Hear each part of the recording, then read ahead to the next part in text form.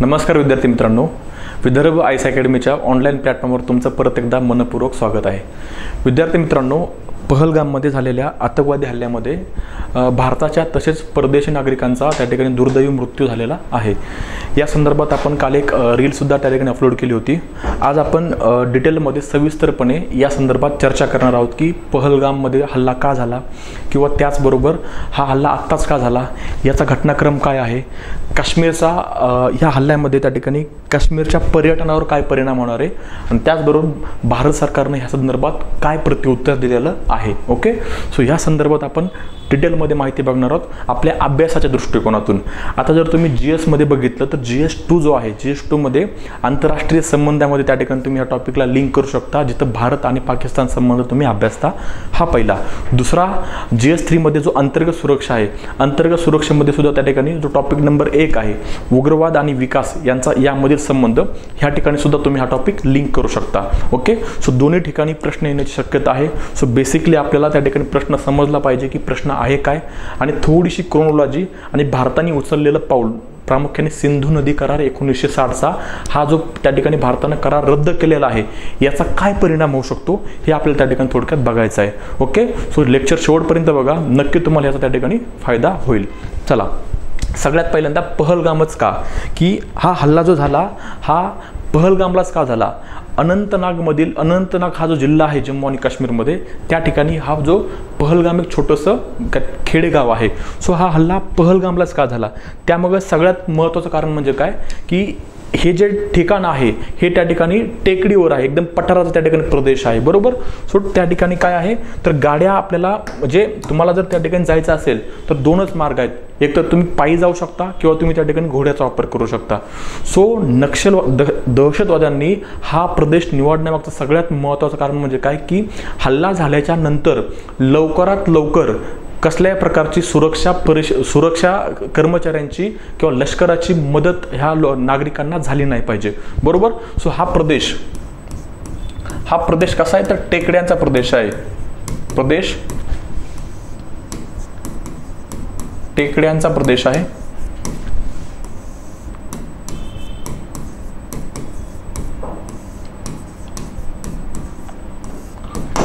So हल्ला झाल्याच्या नंतर लष्कर त्या ठिकाणी तात्काळ पोहोचलं नाही पाहिजे, या उद्देशाने त्या ठिकाणी हा पहलगामचा प्रदेश निवडला गेला, बरोबर। आता बघा, दहशतवादी गटांकडून एवढ्या बारकाईने नियोजन करणं थोडंसं अवघड असतं।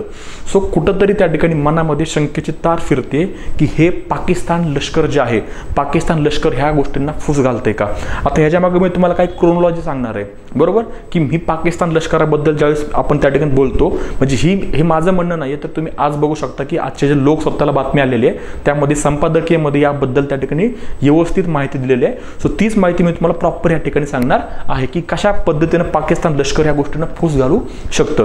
सो हा जो प्रदेश आहे त्या ठिकाणी टेकड्यांचा प्रदेश आहे। लष्कर वेळेत पोहोचणं अवघड आहे, ओके, पोहोचणे अवघड। आता बघा, त्यामुळे पहलगाम हा जो प्रदेश निवडलेला असू शकतो। त्यानंतर बघा, हल्ला आत्ताच का केला गेला, दुसरा पॉइंट, हल्ला आत्ताच का केला गेला, बरोबर। तर त्याच्यामागे त्या ठिकाणी मी तुम्हाला 2 कारणं सांगेल। सगळ्यात पहिलं कारण काय की मागच्या 3 ते 4 वर्षामध्ये काश्मीरमध्ये आपल्याला शांतता पाहायला मिळते। काश्मीरचं जे जनजीवन आहे हे कुठंतरी रुळावर आल्यासारखं आपल्याला पाहायला मिळते, सगळ्या गोष्टी व्यवस्थित सुरू आहेत। आणि सगळ्यात महत्त्वाचा मुद्दा, अलीकडच्या काळामध्ये काश्मीरमधील पर्यटनाचा टक्का वाढलेला आहे, बरोबर। सो काश्मीरमध्ये पर्यटनाचा टक्का वाढल्यामुळे कुठंतरी काश्मीरचं जनजीवन त्या ठिकाणी सुरळीत सुरू आहे, म्हणजे सगळ्या गोष्टी व्यवस्थित सुरू आहेत, शांतता आहे। आणि मी तुम्हाला कालच्या रीलमध्ये पण सांगितलं होतं, जर भारत आणि पाकिस्तानचा जो वादाचा मुद्दा आहे जम्मू आणि काश्मीर, प्रामुख्याने काश्मीर, जर त्या ठिकाणी शांतता असेल तर ही शांतता पाकिस्तानमधील लष्कराला त्या ठिकाणी परवडणारी नाही किंवा त्यांना नकोशी आहे, बरोबर। हां, शांतता पाकिस्तानमधील जी शांतता आहे, काश्मीरमधील शांतता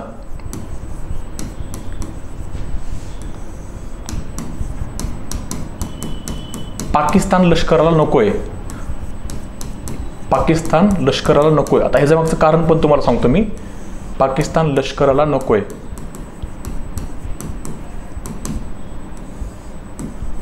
बरोबर.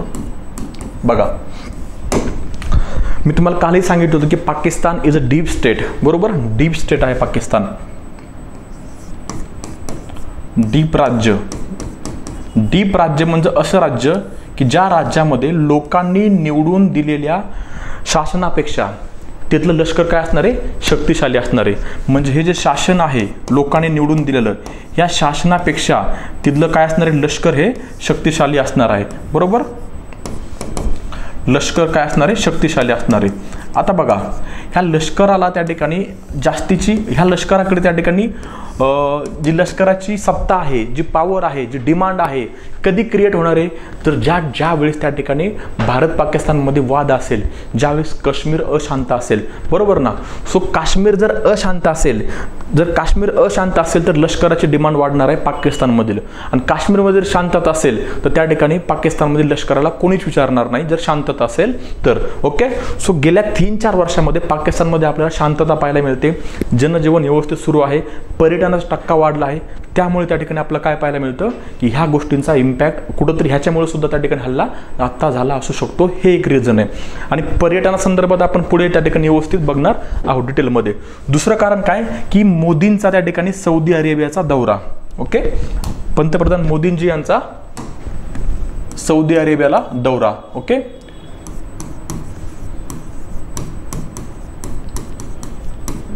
मोदीजी यांचा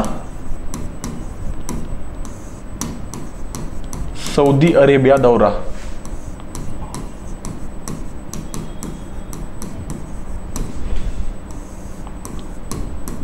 ओके. आता ह्याचा आणि भारत पाकिस्तान किंवा पहलगाममध्ये झालेल्या हल्ल्याचा काय संबंध आहे, तर बघा, मी तुम्हाला सांगितलं होतं की डीप स्टेट. बरोबर, ज्यावेळेस गव्हर्नमेंट टू गव्हर्नमेंट संबंध सुधारायला सुरुवात होते त्यावेळेस कुठंतरी लष्कराची सत्ता कमी होते आणि लष्कर ह्याच्या कृत्य करताना आपल्याला पाहायला मिळतं. सौदी अरेबिया आणि पाकिस्तान हे त्या ठिकाणी मित्र असलेले राष्ट्र आहेत. सौदी अरेबिया,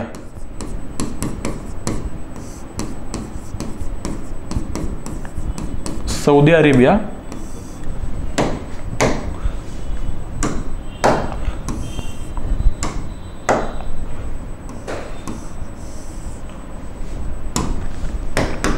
आणि पाकिस्तान हे काय तर फ्रेंड नेशन, मित्र राष्ट्र. बरोबर. आता मोदींनी काय केलं तर मोदींनी त्या ठिकाणी सौदी अरेबियाचा दौरा केला, म्हणजे भारताचे PM. बरोबर. आता ह्या ठिकाणी जर भारताचे आणि सौदी अरेबियाचे संबंध सुधारले, भारताचे आणि सौदी अरेबिया संबंध सुधारले आणि सौदी अरेबियाने भारत आणि पाकिस्तानमध्ये जर मध्यस्थी केली तर भविष्यामध्ये गव्हर्नमेंट टू गव्हर्नमेंट, शासन ते शासन संबंध सुधारण्याची शक्यता आपल्याला त्या ठिकाणी पाहायला मिळू शकते. ओके. सो त्या ठिकाणी ह्या दोघांमध्ये, भारत आणि पाकिस्तानमध्ये जर सौदी अरेबियाने जर त्या ठिकाणी मध्यस्थी केली तर त्या ठिकाणी Bharat Pakistan government to government संबंध सुधारू शकतात. आणि जर मी तुम्हाला काल हे पण सांगितले की जर गव्हर्नमेंट टू गव्हर्नमेंट संबंध सुधारले, भारताच्या शासनाचे आणि पाकिस्तान शासनाचे संबंध सुधारले तर पाकिस्तानमधील लष्कराला कोणीही विचारणार नाही. मग पाकिस्तानच्या लष्कराची त्या ठिकाणी कुठेतरी सत्ता कमी होताना आपल्याला पाहायला मिळते. सो ह्या पार्श्वभूमीवर सुद्धा हा हल्ला झालेला असू शकतो असं कोणाचं म्हणणं आहे, तर त्या ठिकाणी असं हे त्या ठिकाणी आपण विविध तज्ज्ञांचं मत बघतो. त्यामध्ये प्रामुख्याने हे आपल्याला लोकसत्तेमध्ये आलेल्या लेखामध्ये आपण बघितलेलं आहे. ओके. आता घटनाक्रम थोडंसं तुम्हाला मी सांगतो की काय मागच्या महिनाभरामध्ये काय घडलं. घटनाक्रम जास्त इतिहासामध्ये जात नाही. इतिहासामध्ये जर बघितलं तर त्या ठिकाणी पठाणकोट हल्ला, उरी हल्ला, उरी हल्ला, त्यानंतर पुलवामा हल्ला, हे हल्ले जर आपण बघितले तर कंटिन्युअसली काही ना काहीतरी गव्हर्नमेंट टू गव्हर्नमेंट संबंध सुधारत असताना ह्या गोष्टी घडलेल्या आपल्याला पाहायला मिळतात. आता घटनाक्रम बघा, थोडासा आपण पाकिस्तानमधील घटनाक्रम बघू. पाकिस्तानमधील बलुचिस्तान या प्रांतामध्ये, बलुचिस्तान ह्या प्रांतामध्ये जफार एक्सप्रेस या प्रांतामधून जाते, म्हणजे रेल्वे. ओके. आता हे पाकिस्तानमधील हे बलुचिस्तान प्रांत असं आहे की या बलुचिस्तान प्रांतामधील वेगवेगळे बंडखोर गट बलुचिस्तानला पाकिस्तानपासून वेगळं त्या ठिकाणी असावं अशी मागणी करत आहेत. स्वतंत्र बलुचिस्तानची मागणी करत आहेत. कोण तर बंडखोर गटे. कुठले? पाकिस्तानमधील बलुचिस्तान प्रांतामधले. बरोबर. सो ही रेल्वे काय केली तर त्या गटाने काय केली, कॅप्चर केली. जफार एक्सप्रेस जी आहे ती काय केली, कॅप्चर केली त्या गटांनी. कोणती? जाफर एक्सप्रेस असेल. ओके,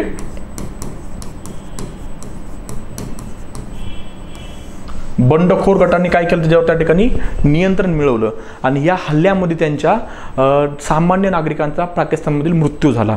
आता पाकिस्तानमधील जे स्थानिक लोक आहेत किंवा स्थानिक वृत्तवाहिन्या जे आहेत, वृत्तपत्र आहेत, त्यांनी असं त्या ठिकाणी दावा केला की ह्या हल्ल्यामागं भारताचा हात आहे, ह्या बंडखोर गटांना भारत समर्थन देत आहे.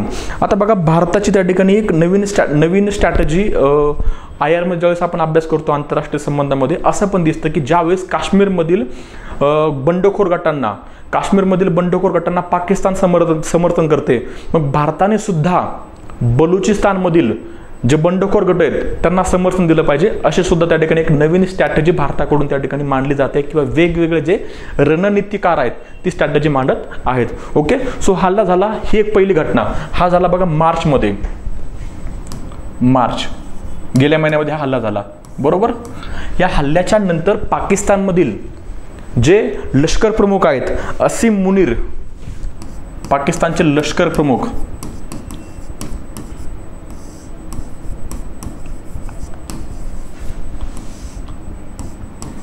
असीम मुनीर यांनी थोडंसं एक ॲग्रेसिव्ह स्टेटमेंट केलं काश्मीरबद्दल, की त्यांचं म्हणणं होतं की आम्ही काश्मीर, कोणत्या स्टेटमेंटमध्ये त्यांनी असं सांगितलं की कोणत्याही परिस्थितीमध्ये आम्ही काश्मीरला सोडणार नाही. ओके, सो या हल्ल्याच्या नंतरचं स्टेटमेंट होतं बघा. ओके, आणि त्यानंतर हा पहलगामला झालेला हल्ला. सो कुठंतरी त्या ठिकाणी ह्या गोष्टी आपल्याला लिंक होताना पाहायला मिळत आहेत. ओके, पहलगामचा हल्ला, बरोबर. सो ह्या गोष्टी थोड्याशा घटनाक्रमामधून आपण बघितल्या पाहिजेत. आता सगळ्यात महत्त्वाचा मुद्दा या ठिकाणी आपण डिस्कस करणार आहोत की ह्या हल्ल्यामध्ये, या हल्ला झाल्याच्या नंतर काश्मीरच्या पर्यटनावर काय ह्याचा परिणाम होऊ शकतो. ओके, सो काश्मीरच्या पर्यटनावर परिणाम.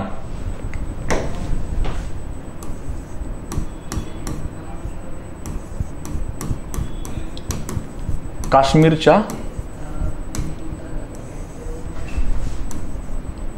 पर्यटनावर परिणाम.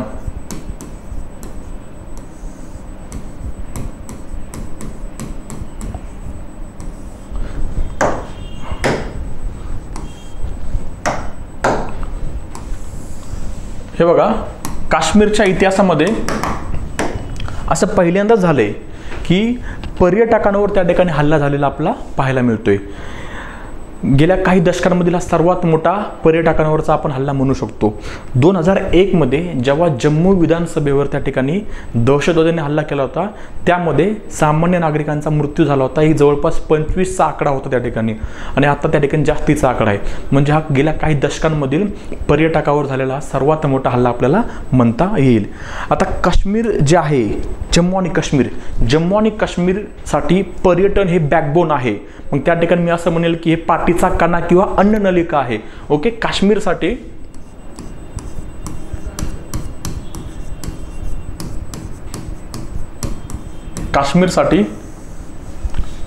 पर्यटन हे पाठीचा कणा आहे, बॅकबोन. आता कशावरून त्या ठिकाणी आपण हे म्हणतो की पाठीचा कणा आहे, तर काश्मीरमधील 31% जे रोजगार आहे, हा जम्मू आणि काश्मीरमधील 31% रोजगार हा जम्मू आणि काश्मीरच्या पर्यटनापासून त्या ठिकाणी निर्माण होतो. ओके, 31% जे आणि के मधील 31% रोजगार, 31% रोजगार पर्यटनामधून निर्मित होतो किंवा तयार होतो, पर्यटनामधून तयार होतो,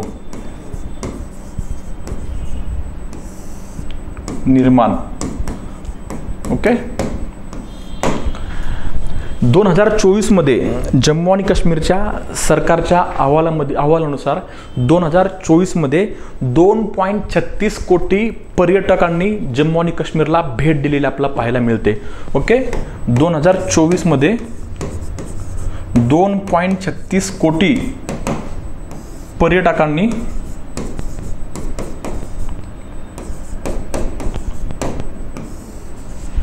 जे आणि केला भेट दिली.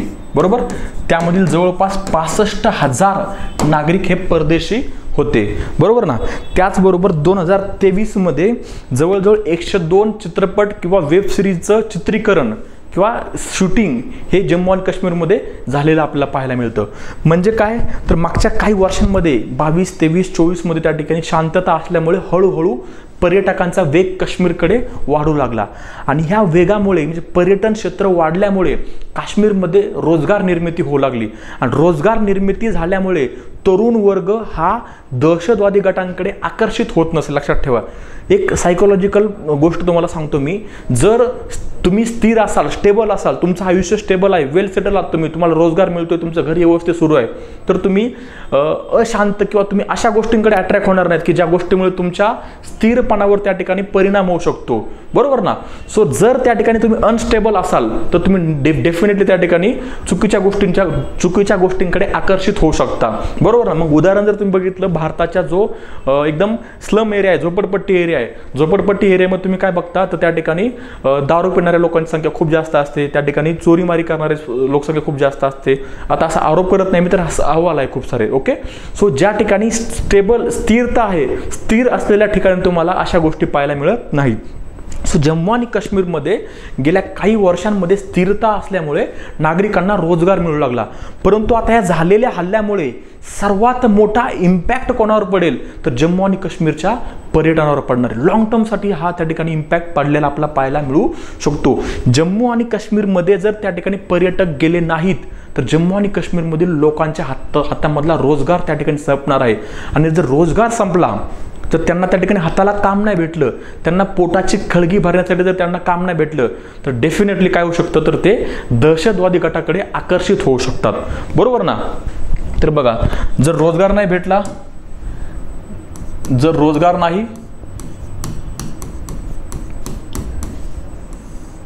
रोजगार नाही भेटला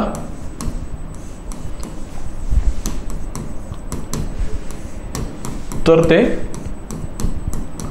दहशतवादाकडे आकर्षित होऊ शकतात.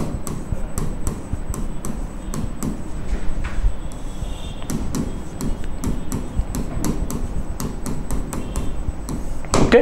सो सगळ्यात मोठं बिगेस्ट डॅमेज काय असेल तर जम्मू आणि काश्मीरमधील त्या ठिकाणी पर्यटन क्षेत्र.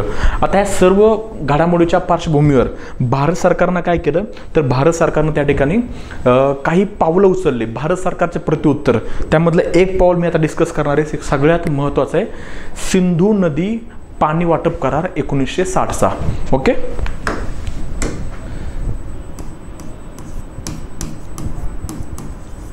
सिंधू नदी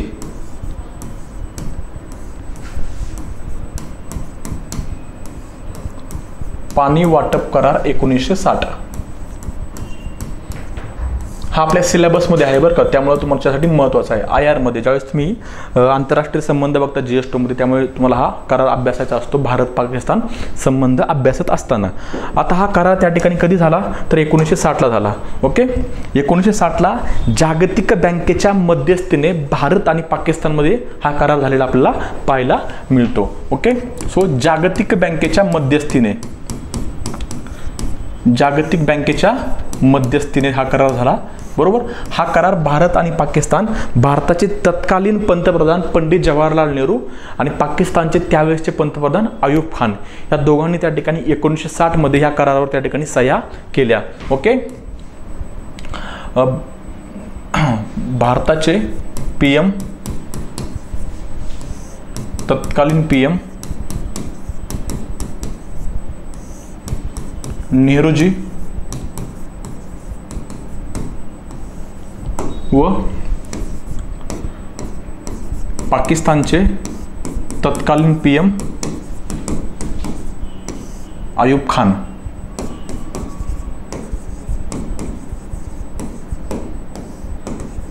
ओके. ह्या दोघांनी काय केलं 1960 मध्ये तर त्या करारावर आपल्याला सह्या केलेल्या आपल्याला पाहायला मिळतात. ओके.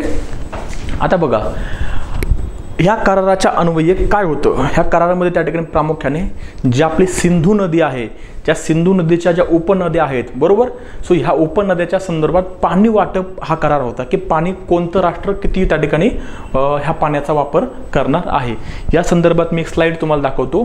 तर बघा, प्रामुख्याने आपल्याला ह्या ठिकाणी सिंधू नदी पकडून 6 नद्या पाहायला मिळतात, बरोबर ना. ह्या ठिकाणी सिंधू, झेलम, चिनाब, रावी, बियास आणि सतलज. ओके. सो या संदर्भात तुम्हाला मी एक ट्रिक सांगतो, मी क्लासमध्ये मुलांना पण सांगितलेली आहे. असं लिहायचं, in June car run bit slow. म्हणजे जूनमध्ये पाऊस पडतो ना, त्यामुळे त्या ठिकाणी कार सटकण्याची शक्यता असल्यामुळे कार त्या ठिकाणी काय करते तर हळू पळते. आता बघा, ह्याच्या प्रत्येक वाक्यामधलं पहिलं स्टेटमेंट घ्यायचं. आता इंग्लिशमध्ये सिंधूला इंडस म्हणतात. ओके. इंडस, आय म्हणजे इंडस, जे म्हणजे झेलम, सी म्हणजे चेनाब, आर म्हणजे रावी, बी म्हणजे बियास आणि यस म्हणजे Sutlej. Okay. In June car run bit slow, Indus, Jhelum, Chenab, Ravi, Beas, Sutlej. बरोबर. आता ह्या सिक्वेन्सनुसार आहेत, पश्चिमेकडून पूर्वेकडे वाहणाऱ्या नद्या सिक्वेन्सनुसार, बरं का. आता बघा, हा सिक्वेन्स आहे, ही इंडस आहे. In June car run bit slow, पश्चिमेकडून पूर्वेकडे, बरोबर ना.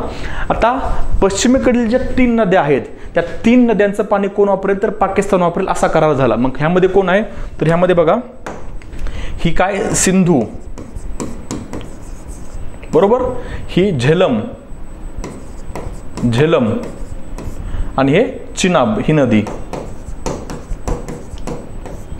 सिंधू, झेलम आणि चिनाब या 3 नद्यांचं पाणी कोण वापरेल तर पाकिस्तान वापरेल, बरोबर.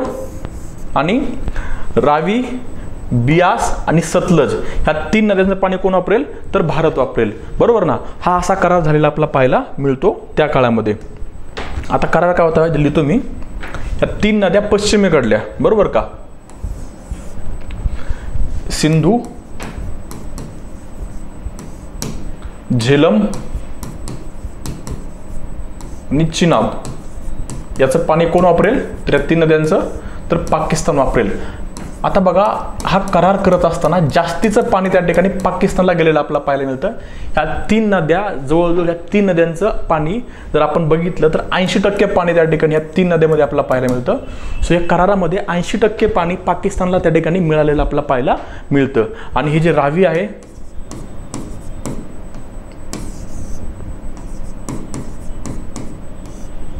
बियास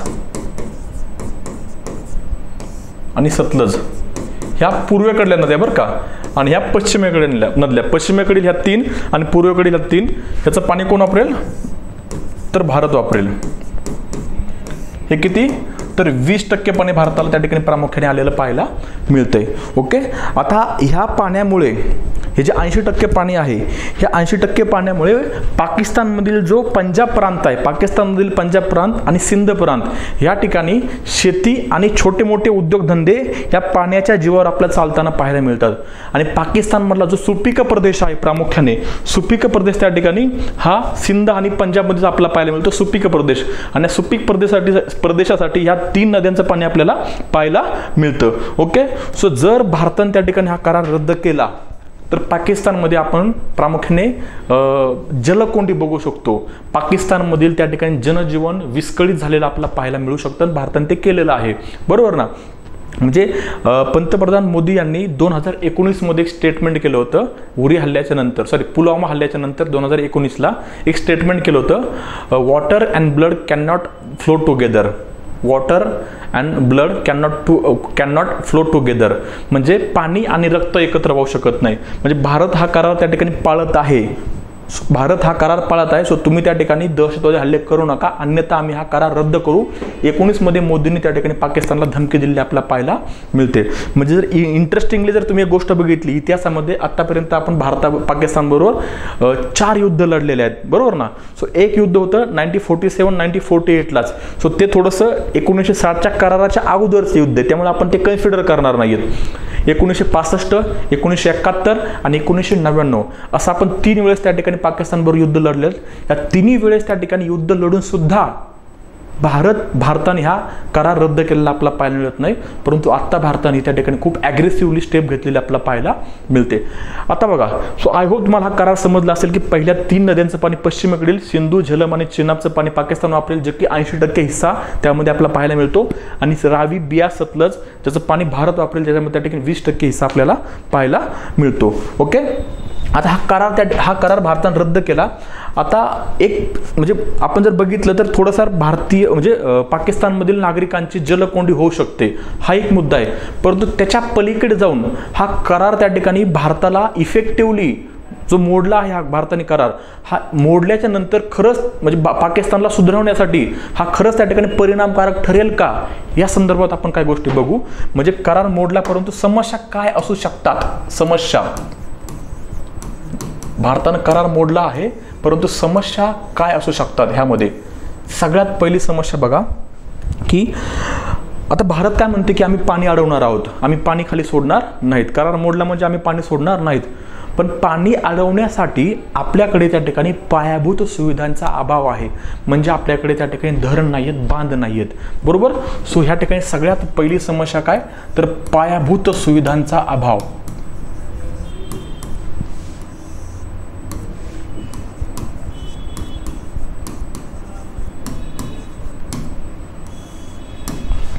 पायाभूत सुविधांचा अभाव, बरोबर. जर त्या ठिकाणी आपल्याला पाणी अडवायचं असेल तर आपल्याला धरण बांध असणं अपेक्षित आहे. आता सगळ्यात महत्त्वाची गोष्ट म्हणजे बघा, जरी आपण त्या ठिकाणी धरण बांधलं, आपण त्या ठिकाणी धरण तयार केलं, आणि पावसाळ्यामध्ये त्या ठिकाणी आता हा जो प्रदेश आहे व्हॅलीचा प्रदेश आहे, लक्षात ठेवा, सपाट प्रदेश नाहीये. पावसाळ्यामध्ये धरण बांधल्याच्या नंतर जम्मू आणि काश्मीरमध्ये पूर येण्याची दाट शक्यता आहे. पावसाळ्यामध्ये पाऊस जोरात पडतो, त्यामुळे आपल्या नदीचं पाणी आपण बघतो वाढलेलं असतं. सो जम्मू आणि काश्मीरमध्ये त्या ठिकाणी काय होऊ शकतं, तर पूर येण्याची शक्यता. जे आणि के मध्ये जिथून नद्या वाहत आहेत त्या ठिकाणी पूर येण्याची शक्यता.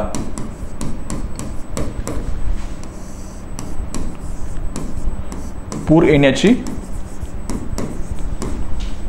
शक्यता. ओके, आणि पाणी जास्त असल्यामुळे लक्षात ठेवा, जरी उद्या आपण धरण बांधलं, पाणी जास्त असल्यामुळे आता इंडियन प्लेट जे आहे आपलं जॉग्राफिकल तुम्हाला अँगल सांगतो, इंडियन प्लेट काय करते, मुवमेंट करते, वरती सरकत असते. आणि इंडियन प्लेट आणि तिबेटन प्लेटच्या घर्षणामुळेच हिमालयाची निर्मिती झालेली तुम्हाला माहीत असेल. सो इंडियन प्लेट पुढे सरकत असल्यामुळे आणि आपण मोठ्या प्रमाणात जर धरण बांधलं तर ह्या ठिकाणी अर्थक्वेक म्हणजे भूकंपाची सुद्धा दाट शक्यता आहे. ओके, सो भूकंपाचा धोका, भूकंपाचा धोका आपल्याला पाहायला मिळतो, बरोबर. दुसरा आणि तिसरा आणि सर्वात महत्त्वाचा मुद्दा मला ह्या ठिकाणी मी तुम्हाला सांगू इच्छित आहे की जी आपली ब्रह्मपुत्रा नदी आहे, जी चीनमधून त्या ठिकाणी भारतामध्ये प्रवेश करते. चीनमधून ब्रह्मपुत्रा वाहत असताना तिला सांगपो नदी म्हणतात. काय, सांगपो नदी, बरोबर. आता चीन आणि पाकिस्तानचे संबंध चांगले आहेत. चीन आणि पाकिस्तानचे संबंध चांगले आहेत कारण की दुश्मन का दुश्मन दोस्त होत आहे. भारताचा दुश्मन कोण आहे, पाकिस्तान आहे. दुसरा दुश्मन भारताचा कोण आहे, तर चीन आहे. सो पाकिस्तान आणि चीन त्या ठिकाणी काय असणार आहेत, तर मित्र असणार आहेत, नॅचरल त्या ठिकाणी ते फ्रेंड असणार आहेत, बरोबर ना. सो दुश्मन का दुश्मन दोस्त होत आहे, अशी परिस्थिती पाकिस्तान आणि चीनमध्ये सध्या आहे. सो जर भारताने सिंधू नदी करार रद्द करून जर पाणी त्या ठिकाणी पाकिस्तानला द्यायचं बंद केलं असेल, तर भारताची जी ब्रह्मपुत्र आहे, जी वरून त्या ठिकाणी चीनमधून भारतामध्ये येते, तिला चीनमध्ये सांगपो म्हणतात आणि भारतामध्ये तिला ब्रह्मपुत्र नाव पडतं. भारतामध्ये आल्यानंतर ती अरुणाचल प्रदेश आणि आसाम ह्या 2 राज्यांमधून वाहते आणि या 2 राज्यासाठी महत्त्वाचं शेतीसाठी त्या ठिकाणी पाण्याचा पुरवठा ही नदी करते. छोट्या मोठ्या उद्योगासाठी पण पाणी आपल्याला ह्याच नदीचं पाहायला मिळतं. जर चीन त्या ठिकाणी सांगपो नदीवर त्या ठिकाणी धरण बांधत आहे. ओके, चीन काय करते, तर सांगपो नदीवर धरण बांधत आहे. चीन सांगपो नदीवर म्हणजे ब्रह्मपुत्रा नदीवर धरण बांधत आहे, बांधत आहे. 1000 किलोमीटरचा त्या ठिकाणी कॅनल तयार करून चीन या सांगपो नदीचं पाणी चीनच्या मेनलँड इंडियामध्ये घेऊन जाण्याचा प्रयत्न करत आहे, बरोबर. सो आता चीनला एक कारणच भेटलेलं आहे, बरोबर ना. चीन काय करू शकतं की चीन सांगू शकते की तुम्ही आमचा मित्र असलेला जो पाकिस्तान आहे, पाकिस्तानचं तुम्ही पाणी अडवलेलं आहे, सो आम्ही सुद्धा सांगपो नदीचं पाणी अडवणार आहोत आणि हे पाणी आम्ही कुठे घेऊन जाणार आहोत तर चीनमध्ये. सो भारताचा जो ईशान्येकडील भाग आहे या ठिकाणी काय होऊ शकतं तर शेतीच्या पाण्याचा प्रश्न उद्भवू शकतो, त्याचबरोबर तिथं बेरोजगारीचा प्रश्न उद्भवू शकतो. आणि आधीच आपला जो ईशान्येकडील भाग आहे म्हणजे आसाम आणि हा इकडला प्रदेश हा अस्थिर आहे, इथं त्या ठिकाणी बंडखोर गटांचा वावर आपल्याला पाहायला मिळतोय. एकदा का त्या ठिकाणी शेतीचा प्रश्न उद्भवला त्या ठिकाणी बेरोजगारी आपल्याला पाहायला मिळणार आहे आणि बेरोजगारीमुळे तिथली तरुणाई ही बंडखोर गटांकडे आकर्षित होऊ शकते. सो हा सुद्धा त्या ठिकाणी कन्सर्न भारताने विचारात घ्यायला पाहिजे. पुढे अजून त्या ठिकाणी कन्सर्न आपण बघू शकतो की भारत काय करतोय, भारत संयुक्त राष्ट्रसंघामध्ये काय करतोय तर संयुक्त राष्ट्रसंघामध्ये सुरक्षा परिषदेमध्ये UNSC म्हणजे काय, युनायटेड नेशन सिक्युरिटी काउन्सिल, सुरक्षा परिषद, संयुक्त राष्ट्रसंघ सुरक्षा परिषदेमध्ये भारत परमनंट सीटची मागणी करतोय, कायमस्वरूपी सदस्याची मागणी भारत करतोय. बरोबर. आता भारतानं जर त्या ठिकाणी हे करार रद्द केल्यामुळे भारताची आंतरराष्ट्रीय पातळीवर थोडीशी इमेज डॅमेज होऊ शकते. लक्षात ठेवा की बाबा एका मोठ्या संघटनेच्या मध्यस्थीने हा करार केलेला भारताने मोडलेला आहे किंवा रद्द केलेला आहे. मग भारत जो संयुक्त राष्ट्रसंघामध्ये कायमस्वरूपी सदस्याची मागणी करत आहे, कुठंतरी त्या ठिकाणी त्या मागणीला तडा जाण्याची शक्यता आपल्याला पाहायला मिळते. सध्या परिस्थितीमध्ये संयुक्त राष्ट्रसंघामध्ये 5 देश कायमस्वरूपी सदस्य आहेत. अमेरिका आहे, रशिया आहे, ब्रिटन, फ्रान्स आणि चीन, हे 5 देश त्या ठिकाणी कायमस्वरूपी सदस्य आहेत. भारत मागणी करत आहे कायमस्वरूपी सदस्याची, परंतु आपण करार रद्द केल्यामुळे कुठंतरी आपल्या मागणीला कुठंतरी तडा जाऊ शकतो.